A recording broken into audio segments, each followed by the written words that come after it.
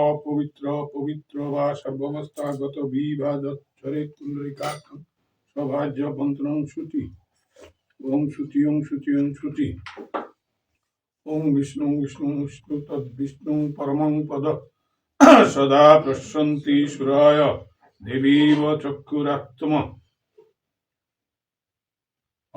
অখণ্ডমঙ্গলকরং ব্যক্তং জন চরাচর তৎপদং দর্শিতং জন তস্मै শ্রী গুরুবে নমঃ।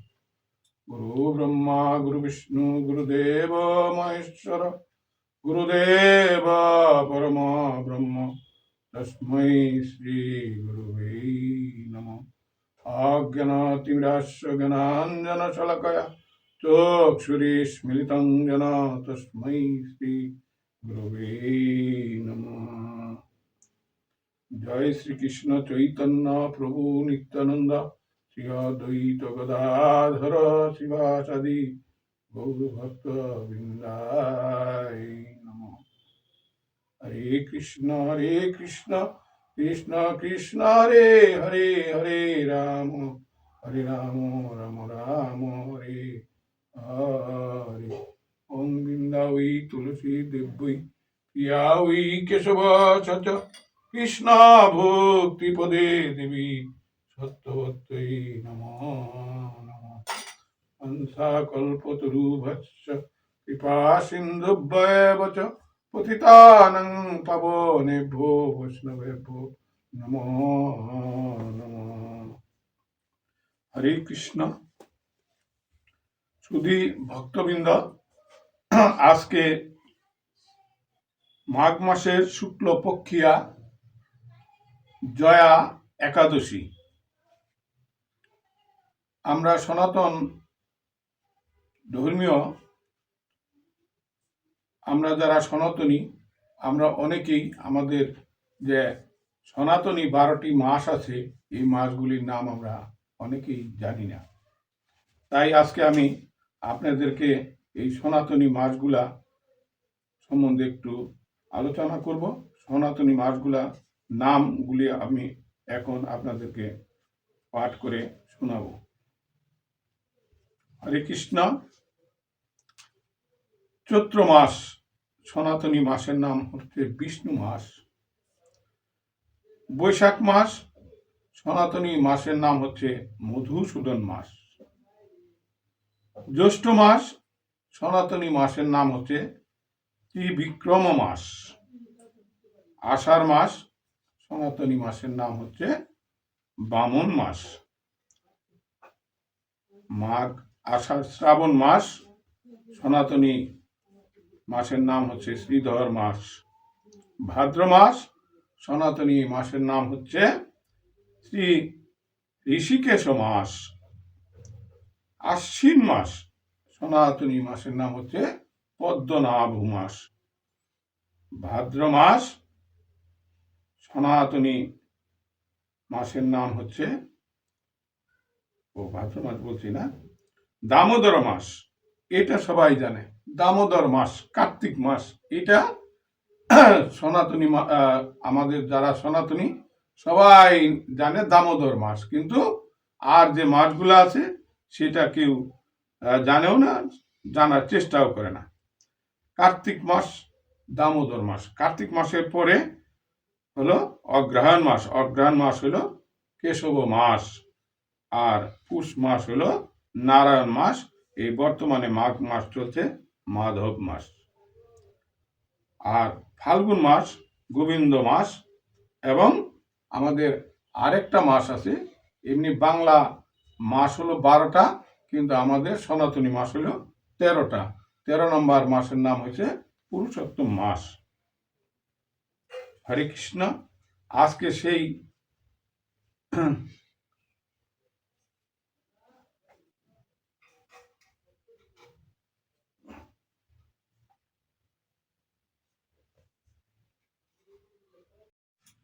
হরে কৃষ্ণ মাসগুলোর নাম আমি আপনাদেরকে শ্রবণ করাইলাম।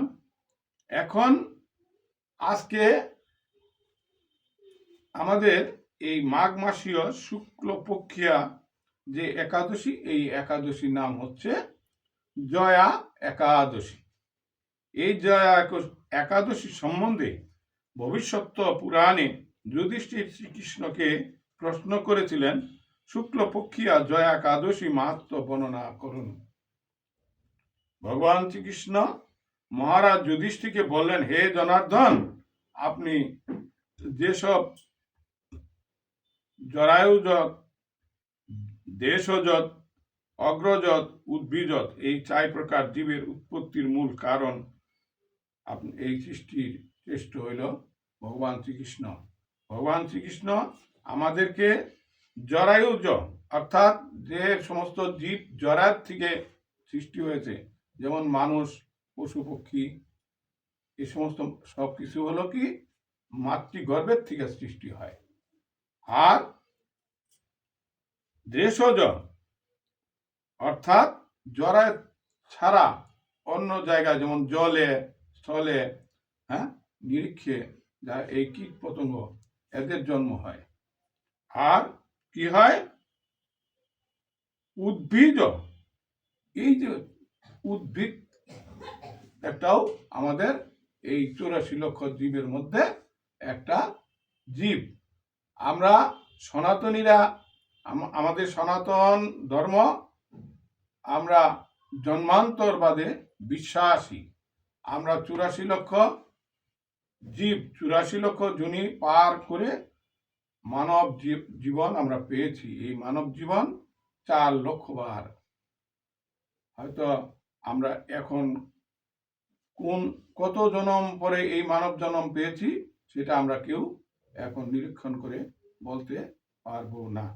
তাই ভগবান শ্রীকৃষ্ণ যুধিষ্ঠিরকে বললেন, হে ধর্মরাজ, মাঘ মাসের শুক্লপক্ষের জয়া একাদশী পালনে জীবের অখিল পাপ ধ্বংস এবং ভব বন্ধন থেকে মুক্ত হয়। পদ্ম পুরাণে আমরা এই কর্তৃক ব্রত মাহাত্ম্য বর্ণনা করে শ্রবণ করব। এই একাদশী পালন করলে কি হয়? এই আজকে যে জয়া একাদশী, এই একাদশী পালন করলে মানব তার এই ভব বন্ধন থেকে, এই ভব জ্বালার থেকে, এই তিতাব জ্বালার থেকে এই মানব বন্ধন মুক্ত হয়ে সেই বৈকুণ্ঠ ধাম প্রাপ্ত হয়। হরে কৃষ্ণ। দেবরাজ ইন্দ্র স্বর্গের অধিপতি। সেই স্বর্গের অধিপতি হয়ে দেবরাজ ইন্দ্র প্রায় 50,000 নায়িকা, অর্থাৎ 50,000 এই নায়িকা, এখানে নায়িকা বলতে অপ্সরাদেরকে বুঝিয়েছে। এই ইন্দ্র নৃত্য গীতের আয়োজন করলেন। পুষ্পধাম নামে এক গন্ধর্ব নায়ক ছিলেন, তারাও এই নৃত্য অনুষ্ঠানে উপস্থিত হলেন। কিন্তু পদ্মাবতী নামে এক গন্ধর্ব পুত্র, সে কি করলেন? এই নৃত্য ধামে উপস্থিত হলেন। উপস্থিত হওয়ার পরে তিনি কি করলেন? তিনি ওই গীতে অঙ্গভঙ্গিমা এমনভাবে করতে শুরু করলেন যা ভগবান দেবরাজ ইন্দ্রের দৃষ্টিতে খুব খারাপ লাগলো। তখন তিনি অভিশাপ দিলেন, তোমরা এই দুইজন, তোমরা স্বামী স্ত্রী দুইজন পরবর্তীতে পিশাচ দেহ ধারণ করে পিশাচী হবে। তখন তারা ওই দেবরাজ ইন্দ্রের অভিশাপের ফলে তারা পিশাচ রূপ ধারণ করে তারা হিমালয়ের এক জায়গায় অবস্থান করতে লাগলেন। কিন্তু তারা এত দুঃখ কষ্ট ভোগ করতে লাগলেন আর অনুশোচনা করতে লাগলেন যে আমরা এই ইন্দ্রের এই অনুষ্ঠানে কেন আমরা এই ওইরকম অঙ্গভঙ্গিমা করেছিলাম। এখানে বলা বাহুল্য, আমাদের বর্তমান কলিযুগে যে সমস্ত পূজা অর্চনা হয়, সেই পূজা অর্চনায় আমরা যেভাবে এই নৃত্য, আমরা যেভাবে গান বাজনা করি, সেই এটা আমাদের পুণ্যের চাইতে পাপই হচ্ছে বেশি, কারণ এটা আপনার শাস্ত্রে বর্ণিত হয়েছে যে ওরা ওই নৃত্য গীতের জায়গায় ওরা অশ্লীল নৃত্য করেছিলেন বিদায় ওদেরকে অসভ্য এবং আপনার কি বলে পিশাচ রূপে জন্মগ্রহণ করতে হয়েছে। আমরাও বর্তমানে যা শুরু হয়েছে এই পূজা নামে এইরকম নৃত্য গীত, এই নৃত্য গীতের ফলে আমাদের হয়তো পরবর্তী জন্ম আমাদের হয়তো অধঃপতিত হবে। আমরা পতিত তো হব না, অধঃপতিত হবে। তাই সাধু সাবধান। আজকে সত্যি তারা পিশাচী হয়ে হিমালয়ের প্রান্তে দুঃখ দুর্দশা বরণ করতে লাগলেন। একদা এই জয়া একাদশী উপস্থিত হলেন। জয়া একাদশী উপস্থিত হওয়ার ফলে কি হলো, ওই যে পিশাচী ওরা কি করলেন, ওরা ওই দিন জয়া একাদশীর দিন ওরা অজান্তেই কোনো আহার জোগাড় না করতে পেরে তারা কি করলেন, ওই দিন সারাদিন তারা উপবাসী থাকলেন। শুক্লপক্ষিয়া জয়া নামনি একাদশী উপস্থিত, তখন তারা উভয়েই ওই দিন অজ্ঞানত্ব ছাড়ে। তারা কিন্তু জানতো না যে আজকে জয়া একাদশী, কিন্তু তারপরেও তারা কি করলেন, শুক্লপক্ষিয়া অজ্ঞানতা সারে অনাহারে দিন যাপন করছিলেন। ক্ষুধা থাকা সত্ত্বেও কোনো প্রাণী বা ফলমূল আহার সুযোগ তাদের হয়নি। দুঃখপূর্ণ হৃদয়ে সারা রাত্র বনের মধ্যে এক পিম্পল বৃক্ষের নিচে অনিদ্রায় জেগে থাকতে হলো। তারা কি করলেন, ক্ষুধা এবং নিদ্রা, ক্ষুধার জ্বালায় তারা কি করলেন, অজ্ঞানতার বশত তারা একটি গাছের নিচে বসে সারা রাত্রি তারা রাত্রি প্রহার করলেন। এই জন্য তাদের এই এতটুকু কষ্টের জন্য কি করলেন, এই শ্রী বিষ্ণু তাদেরকে ক্ষমা করে দিলেন এবং বিষ্ণু তাদেরকে এই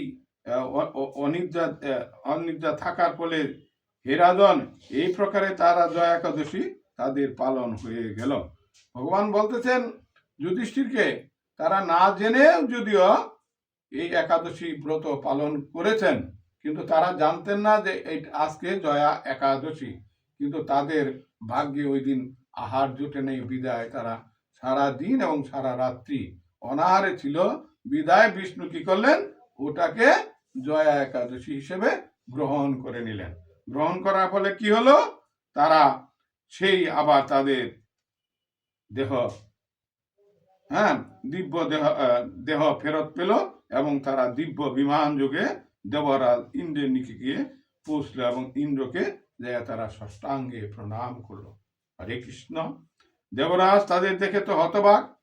দেবরাজ জিজ্ঞাসা করলেন, তোমরা কোন এমন পুণ্য করলে যে পিশাচত্ব থেকে মুক্ত হলে? কোন দেবতা তোমাদের পাপ মুক্ত করলেন? ওরা তো কিছুই জানে না, ওরা কিভাবে এই পাপের থেকে মুক্তি লাভ করেছে তাও জানে না। তখন তোমরা কিভাবে এই পুণ্য লাভ করলে এবং পিশাচ থেকে মুক্ত হলে? কোন দেবতা তোমাদেরকে এই পাপ থেকে মুক্ত করলেন? তখন তারা বললেন, হে রাজন, হে দেবরাজ, শ্রী ভগবান ভক্তিযোগ প্রভাবেও জয়া নামনি একাদশী পালনে আমাদের পিশাচত্ব দূর করেছে। শ্রী বিষ্ণু, আমরা এই অজান্তে এই ভক্তিযুক্ত জয়া একাদশী পালন করেছি বিদায় আমাদের সেই পাপ থেকে মুক্ত করে আমাদেরকে আবার পুনরায় এই অপ্সরা রূপে আমাদেরকে আবার সে দান করেছেন। তাদের কথা শ্রবণ করে দেবরাজ ইন্দ্র বললেন, ভগবান শ্রী বিষ্ণু যাদের ভক্তির উদয় এবং হরিভাসর ব্রতাতি পালন করেন তারা আমার পূজ্য এবং প্রণম্য। সুতরাং তোমরাও আমার প্রণম্য। তোমার সহধর্মী পরমা ভাগ্যবতী উভয় এখানে তোমরা স্বেচ্ছায় বিহার করবে। ভগবান শ্রীকৃষ্ণ বললেন, হে রাজন, যিনি আনসিক ভাবে এই ব্রত পালন করে তার যজ্ঞ দান তীর্থ ভ্রমণের ফল লাভ হয়। শ্রদ্ধাযুক্ত ভাবে ভগবত ভগবত গীতা ভগবত কৃতার্থে এই ব্রত আচরণে বৈকুণ্ঠ লোক প্রাপ্ত হওয়া যায়। হরে কৃষ্ণ। এই তিথিতে মাহাত্ম্য গঠনে শ্রবণে অষ্টিদোষ যজ্ঞের ফল প্রাপ্ত লাভ হয়, যা জয়া একাদশী ব্রত পালনে হত্যাজনিত পাপ হরণ করেন। আজকে সেই জয়া একাদশী আমি আমি সকল ভক্তের শ্রীচরণে প্রণাম রেখে বলবো, আপনারা সবাই যে এই জয়া একাদশী ব্রত পালন করবেন এবং কালকে সকালবেলা সবাই পালন করে এই একাদশী ব্রত ভঙ্গ করবেন। হরে কৃষ্ণ। এখন আমি আপনাদেরকে গীতার থেকে একটা শ্লোক আমি বলবো এবং এই শ্লোকটা সম্বন্ধে একটা নীলা, সেই নীলাটা আমি আপনাদেরকে শ্রবণ করাবার চেষ্টা করব। হরে কৃষ্ণ। শ্রীমদ্ ভগবত গীতা, গীতার নবম অধ্যায়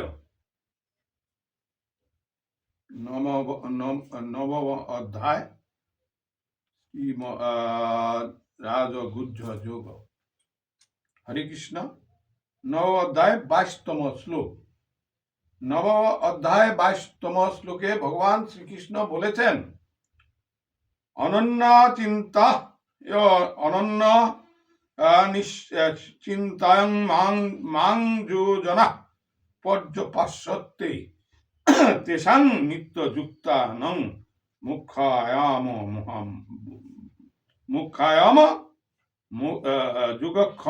যোগক্ষেম বহামাহম্য। ভগবান শ্রীকৃষ্ণ বললেন, হে অর্জুন, অনন্য চিত্তে আমার চিন্তায় মগ্ন হয়ে যারা আমার উপাসনা করে, আমি তাদের সমস্ত অভাব পূরণ করি এবং তাদের সমস্ত প্রাপ্য ধন আমি সংরক্ষণ করি। এই কথার উপর বিশ্বাস করে সেই পুরীতে এক ভক্ত বাস করতেন। তিনি গীতাকে খুব শ্রদ্ধা করতেন এবং গীতাকে তিনি এক অনন্য চিত্তে বিশ্বাস করতেন বিধায় তার নাম হয়েছিল গীতা পান্ডা। বহু পূর্বে পুরীতে অর্জুন মিশ্র নামে একজন পান্ডা ছিলেন। ওই পান্ডার নাম ছিলেন অর্জুন মিশ্র। সে অর্জুন মিশ্র প্রতিদিন কি করতেন? মাধুকরী সংগ্রহ করতেন। তিনি ভিক্ষা বৃত্তি করে মাধুকরী সংগ্রহ করে যা কিছু পেতেন তাই দিয়েই তার সংসার নির্বাহ করতেন। একদিন এমন বৃষ্টি শুরু হলো, 7 দিন আর এই বৃষ্টি ছাড়ছে না। তাই অর্জুন মিশ্র কি করলেন? মনে মনে খুব খুশি হলেন যে 7 দিন যাবৎ বৃষ্টি যখন ছাড়ছে না, তখন আমি 7 দিন ঘরে বসে বসে গীতা পাঠ করব এবং ভগবানকে আমি আরাধনা করব। আমার ভগবান বলেছেন, অনন্য চিত্তে যদি তাকে ভজনা করা যায় তবে তিনি আমার সকল অভাব এবং সকল দুঃখ তিনি দূর করবেন। তিনি এই অর্জুন মিশ্র কি করলেন? ভগবানের উপর বিশ্বাস রেখে তিনি গীতা পাঠে মনোযোগ সহকারে গীতা পাঠ করছেন। এদিকে অর্জুন মিশ্রের 2টি সন্তান ছিল। অর্জুন মিশ্রের যে সহধর্মী ছিলেন, তিনি অর্জুন মিশ্রের এমন ভাব দেখে খুব রাগান্বিত হলেন। বললেন, ওহে স্বামী, আমার ঘরে এক মুষ্ঠু চাল নেই, আমার সন্তানরা আজকে অনাহারী, আমাদের কারো আজকে 2 দিন যাবৎ আমরা শুধু খালি জল পান করে বেঁচে আছি। তখন অর্জুন মিশ্র বললেন, হে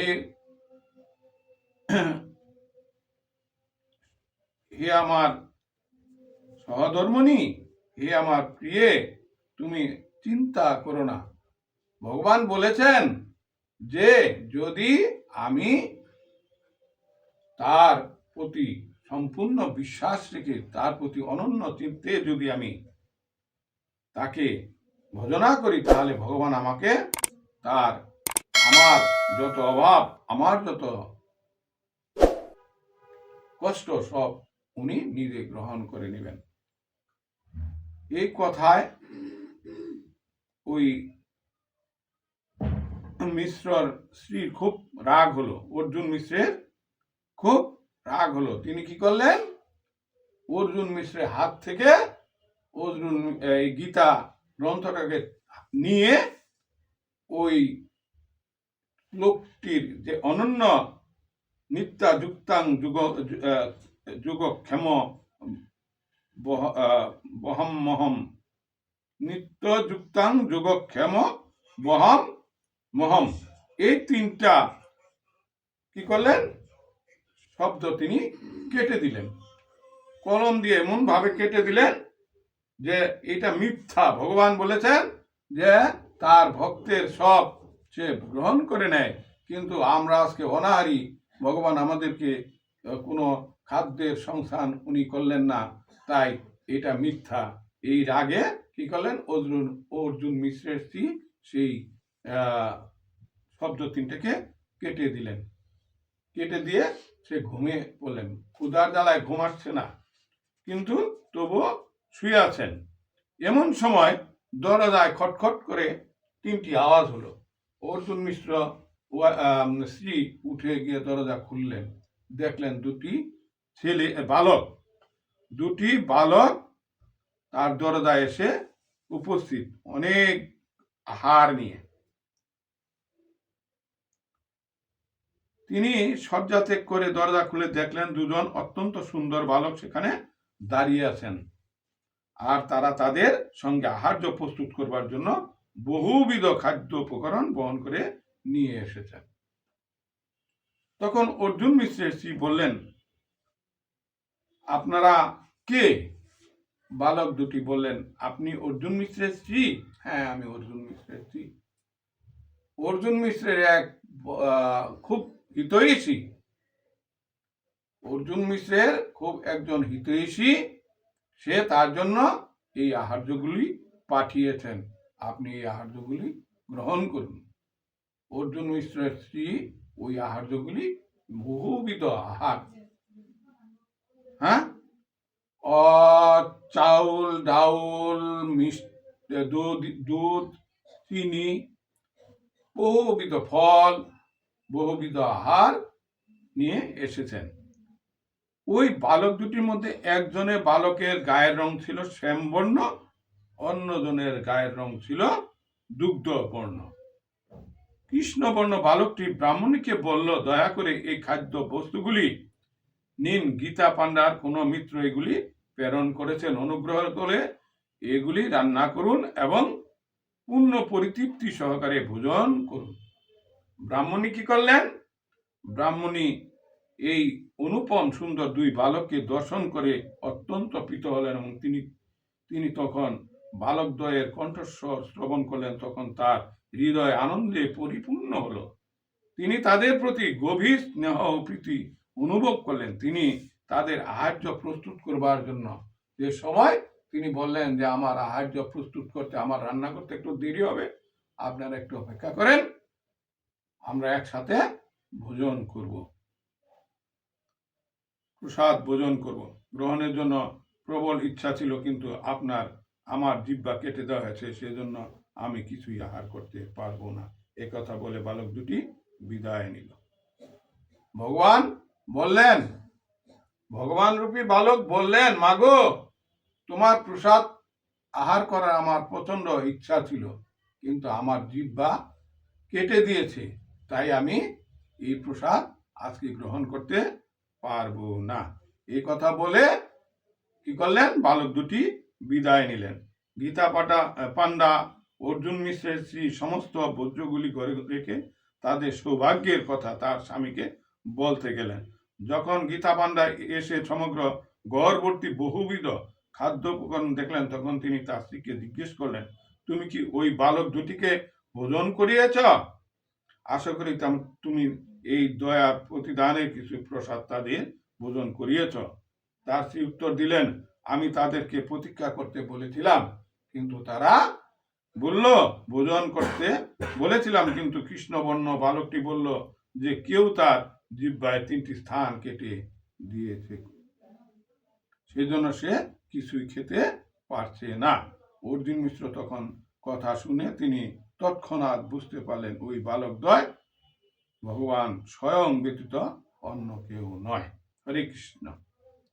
যেহেতু তারা তার সেই শ্লোকটিকে 3বার কেটেছেন, সেই জন্য ভগবানের শ্রীমুখ থেকে নিঃসৃত হওয়া এই শব্দগুলি খণ্ডিত রূপ এবং জিহ্বায় প্রতিবিম্বিত হয়েছে, এবং মিশ্র গৃহিণী উপলব্ধি করতে পারলেন যে তিনি তার অনন্য চিত্ত ভক্তদের প্রতিপালন করবেন বলে যে প্রতিশ্রুতি দিয়েছেন, সেগুলি সত্য সত্য প্রমাণ করতে তিনি তার প্রিয় ভক্তের জন্য স্বয়ং ভোজনের বহন করে এনেছেন। অবিলম্বে ব্রাহ্মণ পাণ্ডা এবং শ্রী কৃপা পরাশয় হয়ে শ্রী জগন্নাথের নিকট ক্ষমা প্রার্থনা করা এবং তাদের প্রতি তার করুণা এবং অনুগ্রহের জন্য তাকে ধন্যবাদ জ্ঞাপনের উদ্দেশ্যে জগন্নাথ মন্দিরে যাবার জন্য প্রস্তুত হলেন। তারা যখন ভগবানের বেদির সামনে গেলেন, তখন তারা সবিস্মরে জগন্নাথের অদূরে 3টি দাগ লক্ষ্য করলেন। হরে কৃষ্ণ। হরে কৃষ্ণ ভক্তবৃন্দ, তাই ভগবান আমাদের শ্রীমদ্ ভগবত গীতায় যে ভগবান কথাগুলো বলেছেন, সেই কথাগুলো সত্যি প্রমাণ করবার জন্যই আজকে এই লীলা ভগবান ঘটিয়েছেন। যে জগন্নাথ মিশ্র যে ভগবানকে একাগ্র চিত্তে অনন্য চিত্তে যে উনি বিশ্বাস করতেন, সেই বিশ্বাস রাখবার জন্য ভক্তের বিশ্বাস যাতে ভঙ্গ না হয়, সেই জন্য এই লীলাটা ভগবান করেছেন। আরেকটা শ্লোক আছে গীতাতে, সেটা হলো সর্বধর্ম পরিত্যাজ্যম মামেক শরণং ব্রজ অহং তাম সর্বপাপেভ্যো মোক্ষয়ামি মা শুচ। ভগবান বলেছেন, হে ভক্তগণ, তুমি সকল কিছু পরিত্যাগ করে আমার শরণাগত হও, আমি তোমার সব কিছু থেকে মুক্ত করে দিব, তোমাকে বৈকুণ্ঠ ধাম প্রাপ্ত করে দিব। তাই আমাদের সনাতনীদের উচিত আমাদের ভগবানের শরণাগত হওয়া এবং ভগবানকে আমাদের অনন্য চিত্তে, আমাদের হৃদয়, মন এবং আমাদের যে নিয়ম আচার বিচার, সেগুলি ভগবানের চরণে আত্মসমর্পণ করতে হবে। ভগবান কি বলেছেন? সর্বধর্ম পরিত্যাজ্যম মামেক শরণং ব্রজ অহং তাম সর্বপাপেভ্যো মোক্ষয়ামি মা শুচ। কত সুন্দর কথা! সবকিছু ছেড়ে একাগ্র চিত্তে ভগবানের শরণ লও। ভগবান তোমাকে তোমার সর্ব বিপদ থেকে, তোমার সর্ব অনাশন থেকে, তোমার এই ভব জ্বালার থেকে তোমাকে মুক্ত দিয়ে বৈকুণ্ঠ ধাম প্রাপ্ত করবে। এটা ভগবানের কথা, এটা আমার আপনার কথা নয়, এটা গীতায় ভগবান নিজে বলেছেন। আজকে সেই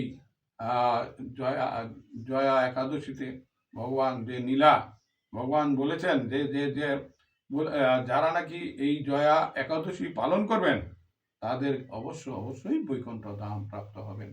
এই কলিহত জীব, আমরা কলিহত জীব, আমাদের ভজন সাধন করবার সময় নাই। আমাদের আহার এবং আমাদের স্বল্প আয়ু, এই আহার সংগ্রহ করতে করতেই আমাদের আয়ু বেলা শেষ। তাই সামান্য ভগবানের প্রতি একাগ্র চিত্তে এবং ভগবানকে যদি আমরা আমাদের হৃদয় মাঝে আমরা গ্রহণ করতে পারি, তবেই আমাদের এই কলি জীবন সার্থক। কলি অবতার ভগবান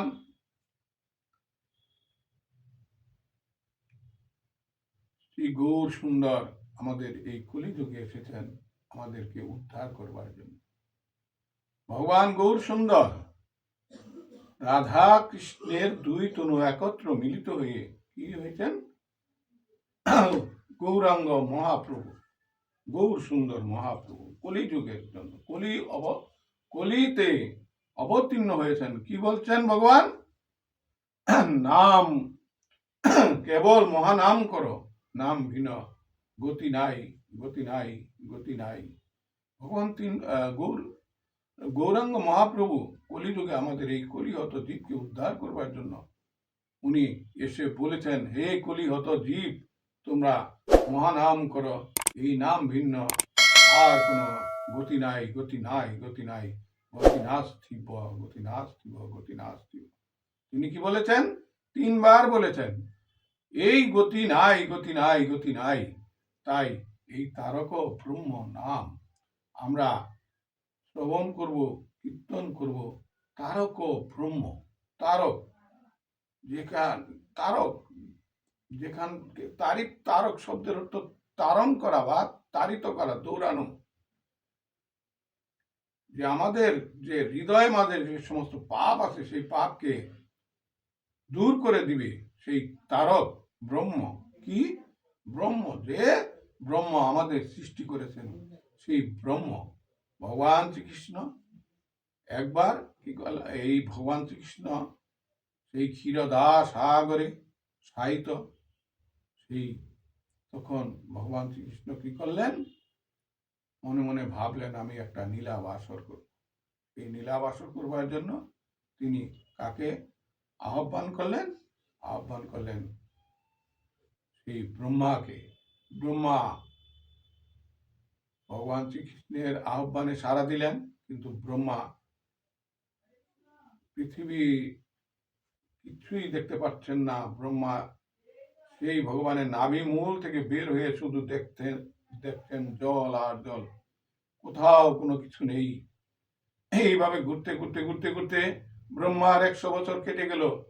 ব্রহ্মা কোনো কিছুই সাড়া পাচ্ছে না।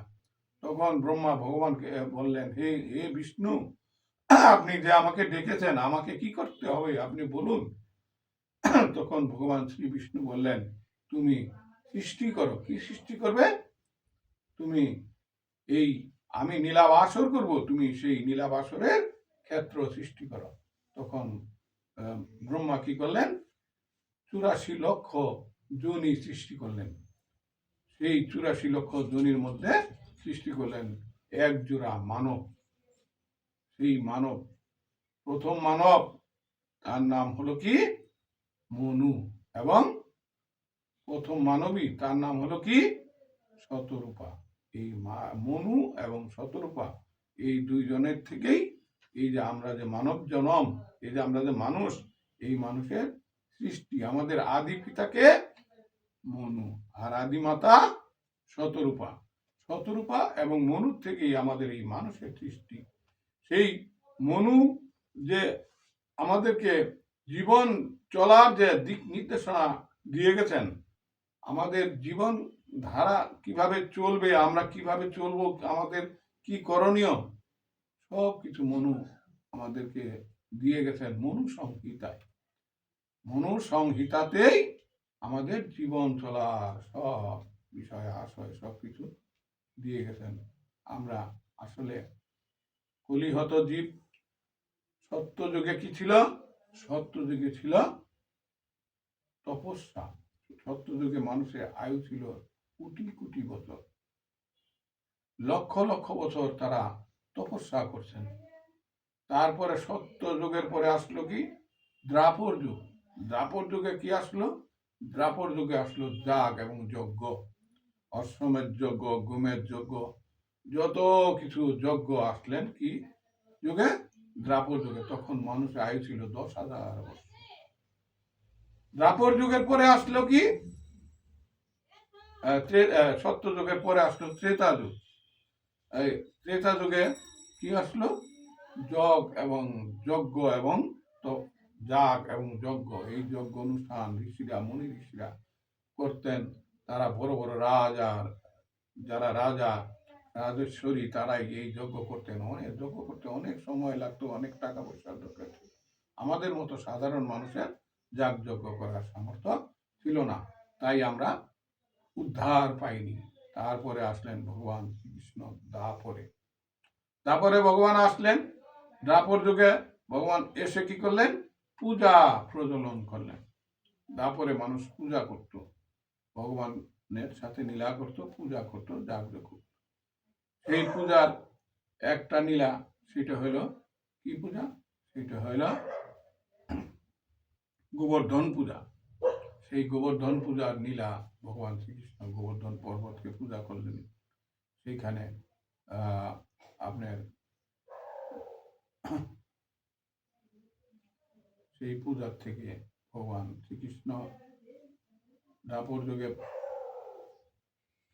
যাগ যজ্ঞ পূজা, দাপর যুগে পূজা শেষ, এখন আসছে কলিযুগ। এই কলিযুগে আমাদের একমাত্র তপস্যা কি? আমাদের তপস্যা হলো নাম যজ্ঞ, মহানাম যজ্ঞ। একবার নাম নিলে শত পাপ করে, জীবের কি সাধ্য আছে তত পাপ করে। এই কলিযুগে কলি হত জীবকে উদ্ধার করতে গেলে তাদেরকে এই নামে মন দিতে হবে, নামের আশ্রয় নিতে হবে। গুরু পরম্পরায় গুরুর আশ্রয় নিয়ে এই নাম জপ করলে আপনি এই কলিযুগের থেকে একবারে বৈকুণ্ঠ ধাম প্রাপ্ত হবেন। আর যদি এই কলিযুগ মিস করেন তাহলে আবার সেই সত্যযুগ আসবে। সেই সত্যযুগে লক্ষ লক্ষ কোটি কোটি বছর তপস্যা করতে হবে। তারপরেও যদি সেই মুক্তপ্রাপ্ত না হন তাহলে আবার দ্রাপর ত্রেতা আসবে। ত্রেতা সেই আবার সেই যাগযজ্ঞ, তারপরে আবার আসবে দ্রাপর। দ্রাপরে পূজা অর্চনা, এই বন্দনা। আর এই কলিযুগে শুধু একমাত্র নাম। কলিযুগের নাম ভিন্ন, আর কিছুই নাই। তাই মহাপ্রভু বলেছেন, নাম কেবল ওই নাম করো, নাম তারক ব্রহ্ম নাম শুনো, নাম করো, নাম বিনে কলিতে আর কোনো উদ্ধারে পায় নাই। তাই ভগবান কলিতে এসেছেন গৌরাঙ্গ মহাপ্রভুর, গৌরাঙ্গ মহাপ্রভু রূপে এসেছেন।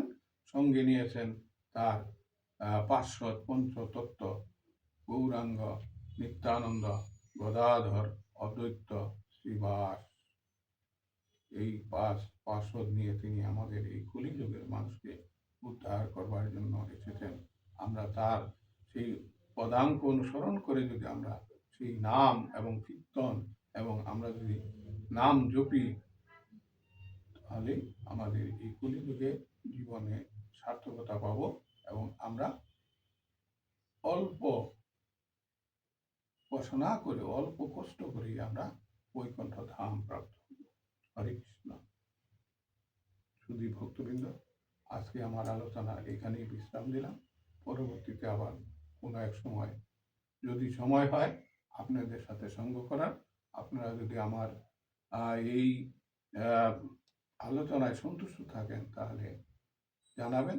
আমি আপনাদের শ্রীচরণের ধুলি এবং চরণ ধুলি প্রাপ্ত হয়ে যেন আপনাদের সাথে সঙ্গ করতে পারি, এই কথা রেখে আজকের মতো এখানে এই পাঠের বিশ্রাম দিলাম। হরে কৃষ্ণ, হরে কৃষ্ণ, কৃষ্ণ কৃষ্ণ হরে হরে, হরে রাম, রাম রাম হরে হরে।